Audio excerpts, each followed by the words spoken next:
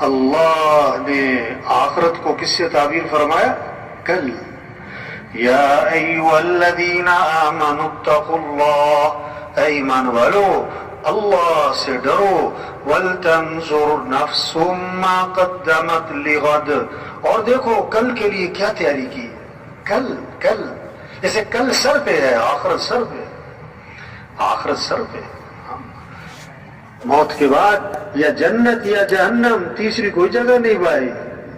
فریق فی الجنت و فریق فی السعیر، ایک گروہ جنت میں اور ایک گروہ جہنم میں. جتنے بھی لوگ دنیا میں آئے چلے گئے موجود ہیں، سب مرنے کے بعد یا جنت یا جہنم، یا جنت یا جہنم. کامیاب کون ہے، ناکام کون ہے؟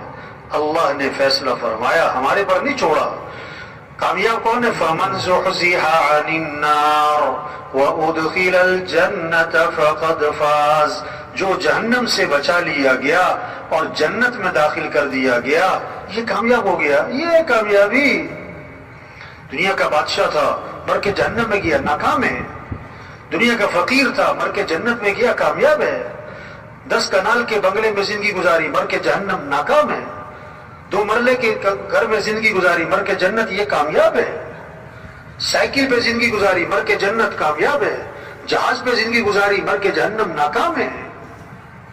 کامیابی کیا ہے، ناکامی کیا ہے؟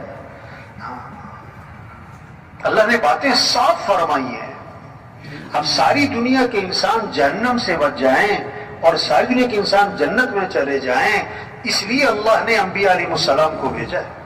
جیسے ماں باپ کو اپنے بچوں سے تعلق ہوتا ہے نا، بچوں کی رہنمائی کر دے، بیٹا یہ کرنا، بیٹا یہ نہ کرنا، بیٹا یہ صحیح، بیٹا یہ غلط ہے، بیٹا یہ اچھا ہے، یہ برا ہے، بیٹا اس میں فائدہ ہے، بیٹا اس میں نقصان ہے. اللہ کو اپنے بندوں سے جو تعلق ہے وہ ماں باپ سے جتنا بچوں کو، اس سے بھی زیادہ ہے. اللہ نے بندوں کی رہنمائی کے لیے انبیاء کو بھیجا ہے. انبیاء علیہ السلام دنیا میں کس لیے ہے؟ رہنمائی، صحیح راستہ دکھانا. صحیح کیا ہے، غلط کیا ہے، اچھا کیا ہے، برا کیا ہے، نفع کس میں، نقصان کس میں، کامیابی کا راستہ کون سا، ناکامی کا راستہ کون سا.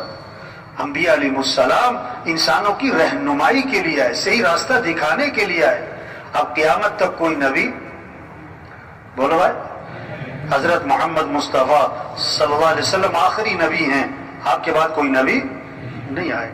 اب انبیاء والا کام، انبیاء والی محنت، انبیاء والی فکر، سوچ اللہ نے اس امت کو دی ہے. نبی کا غم کیا ہے، نبی کی سوچ کیا ہے.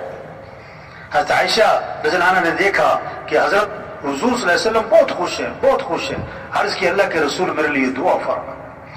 آپ نے کیا دعا کی؟ اللہ عائشہ کے گناہوں کو معاف فرما، اگلے پچھلے ظاہری پوشیدہ، اللہ عائشہ کی مغفرت فرما. حضرت عائشہ بہت خوش ہوئی. آپ نے فرمایا یسرو کی دعائی، عائشہ میری دعا بڑی پسند آئی، بہت خوش ہو رہی کہ جی ہاں آپ نے میرے لیے مغفرت کی دعا مانگی، میں اس لیے خوش ہو رہی ہوں. آپ نے کہا عائشہ اللہ کی قسم میں یہ دعا اپنی امت کے لیے ہر نماز میں مانگتا ہوں. یہ نبی کا غم، یہ نبی کی سوچ، یہ نبی کی فکر. سارے انسان جہنم سے بچ، سارے انسان جنت میں چلے جائیں.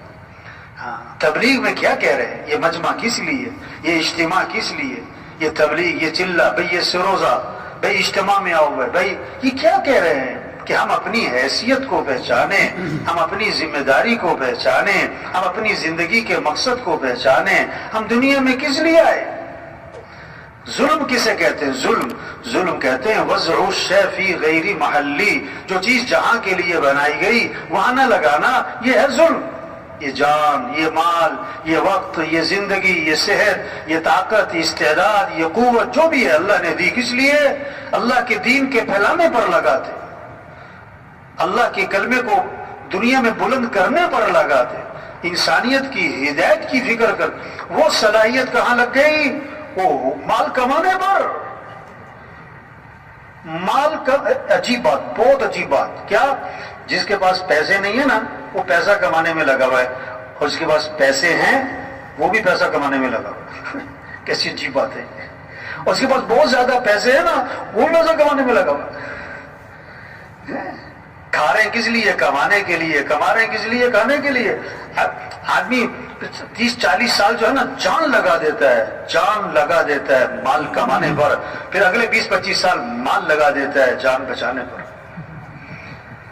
پہلے 30-40 سال وہ اپنی صحت خراب کرتا ہے مال کے لیے، پھر مال لگاتا ہے صحت بنانے کے لیے۔ 5 چیزوں پر صلاحیت لگ رہی ہے اس وقت، قوت لگ رہی ہے، جان لگ رہی ہے 5 چیزوں پر۔ کیا؟ سب سے پہلے کھانے پر، کھاؤ کھاؤ کھاؤ کھاؤ کھاؤ، تو دکان بازاروں میں جاؤ، کھانا پینا کھانا پینا کھاؤ، یعنی اتنا کا کھا جاتے ہیں اور اتنا کا کھا رہے ہیں لوگ کہ اس کھانے کو ہضم کرنے کے لیے بھی کچھ کھانا ہی پڑ رہا ہے انہیں۔ حضرت عائشہ ذرا فرماتی ہیں ایک چاند، دوسرا چاند، تیسرا چاند، یعنی 2 ماہ گزر جاتے تھے ہمارے گھروں میں آگ نہیں جلا کرتی تھی۔ ہائے ہائے، گزارا کیسے ہوتا تھا کہ کھجور کھا لیتے تھے، پانی پی لیتے تھے۔ کہنا بڑا آسان ہے، سننا صبح سوچے تو اسے 2 مہینے آگ نہیں جلی، زور نہیں لگایا کھانوں پر، زور لگایا کھانوں پر۔ حضور صلی اللہ علیہ وسلم نے فرمایا بدترین برتن جس کو بھرا جائے وہ کیا ہے؟ پیٹ، پیٹ۔ دوسرا زور لگ گیا کس پر؟ کپڑوں پر، دے سوٹ پہ سوٹ، دے جوڑے پہ جوڑے۔ یہ مستورات کو ایک پریشانی پتہ کیا ہوتی ہے؟ کہ الماری میں جگہ نہیں ہے، اور اگلی پریشانی یہ ہوتی ہے کہ سوٹ لینے جانا ہے، جگہ پہلے ہی نہیں ہے، اور تیسری پریشانی یہ ہوتی ہے کہ اتنے سارے سوٹ ہیں، پہننا کون سا ہے؟ اور جب کہیں سے واپس آتی ہے تو زیادہ پریشانی ہوتی ہے، کیوں کہ ایسا تو فلانی نے بھی پہنا ہوا تھا۔ کہاں زور لگ گیا، کہاں زور لگ گیا۔ حضرت عمر رضی اللہ عنہ، حضرت عائشہ رضی اللہ عنہ کے بھانجے فرماتے ہیں کہ خالہ نے 70,000 درہم لوگوں میں تقسیم کر دیے، اور خالہ کے کپڑوں پر پیبند لگے ہوئے تھے، خالہ کے کپڑوں پر۔ ہاں، زور نہیں لگایا کپڑوں، زور نہیں لگایا۔ زور حضور صلی اللہ علیہ وسلم نے عائشہ سے فرمایا کہ عائشہ اگر آخرت میں میرے ساتھ رہنا ہے تو 3 باتوں کا اہتمام کرنا۔ اللہ کے نبی کو زیادہ محبت حضرت عائشہ سے تھی۔ آپ نے فرمایا کہ اللہ نے بیویوں میں عدل کرنے کا حکم دیا، تو میں ظاہری عدل تو کرتا ہوں، لیکن میرا دل عائشہ کی طرف مائل ہے، یہ میرے اختیار میں ہے۔ تو آپ نے کیا فرمایا کہ اگر آخرت میں میرے ساتھ رہنا ہے تو 3 باتوں کا اہتمام کرنا۔ پہلی بات فرمائی کہ عائشہ اس وقت تک کپڑوں کو پرانا سمجھ کے نہ چھوڑ دینا جب تک کہ ان پر پیوند نہ لگ جائے، جب تک کہ ان پر۔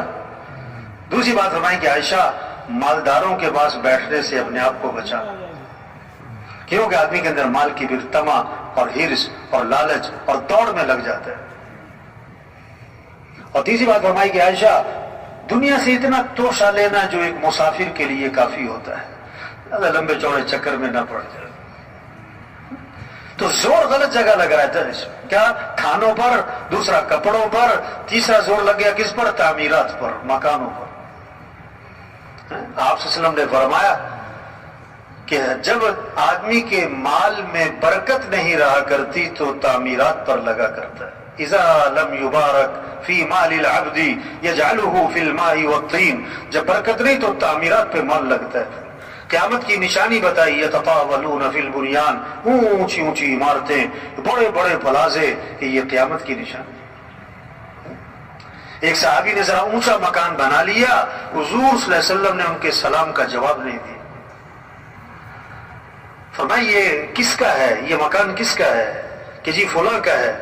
آپ خاموش ہو گئے، اور حدیث کے الفاظ ہیں فَحَمَلَهَا فِي نَفْسِهِ، لیکن آپ نے اس بات کو اپنے دل میں رکھا کہ اچھا ایسے مکان بنانے شروع کیے۔ کچھ دنوں بعد وہ صاحب خانہ حاضر خدمت ہوئے، آپ کو سلام کیا، فَأَعْرَضَ عَنْهُ، آپ نے اعراض فرمایا، پھر سلام کیا، پھر اعراض فرمایا۔ صحابہ سے پوچھا حضور میرے سلام کا جواب نہیں دے رہے، بتایا کہ تمہارے گھر کے پاس سے گزرے تھے، پوچھ رہے تھے کس کا ہے۔ سمجھ گئے کہ اللہ کے نبی کو میرا گھر پسند نہیں آیا، فَهَدَمَهَا حَتَّى سَوَّاهَا بِالْأَرْضِ، گرا دیا حتیٰ کہ زمین کے برابر کر دی۔ دوبارہ آپ کا گزر ہوا، فرمایا مَا فَعَلَتِ الْقُبَّةُ، وہ قبہ نما مکان تھا کیا بنا؟ تو صحابہ نے آپ کو ساری بات سنائی، اس پر آپ نے فرمایا کُلَّ بِنَاءٍ وبال على صاحبه الا مالا، ہر تعمیر کرنے والے پر وبال کا باعث بنے گی سوائے اس تعمیر کے جو ضرورت کی ہو، سوائے اس تعمیر کے جو ضرورت کی ہو۔ تو زور غلط جگہ لگ گیا نا، کھانوں پر، کپڑوں پر، مکان پر، اور چوتھا زور لگ گیا شادیوں پر۔ کس پر زور لگ رہا ہے؟ 2 سال تیاری، 3 سال تیاری، یہ بھی ہونا چاہیے۔ شادی کے موقع پہ ایک فہرست بناتے ہیں لوگ، یہ بھی کرنا ہے، یہ بھی کرنا ہے، یہ بھی ہونا ہے، یوں بھی کرنا ہے، وہ بھی کرنا ہے۔ ان سے پوچھو کہ یہ سب کچھ کیوں کرنا ہے؟ ان کا جواب پتہ کیا ہوتا ہے؟ کہ یہ سب کچھ کرنا پڑتا ہے۔ یہ جواب ہے، نہ گزر نہ پاؤں۔ ان سے پوچھو یہ سب کچھ کیوں کرنا پڑتا ہے، تو اس کا بہت خوبصورت جواب دیتے ہیں، آپ کو پتہ نہیں ہے کرنا پڑتا ہے، آپ کو پتہ نہیں ہے کرنا پڑتا ہے۔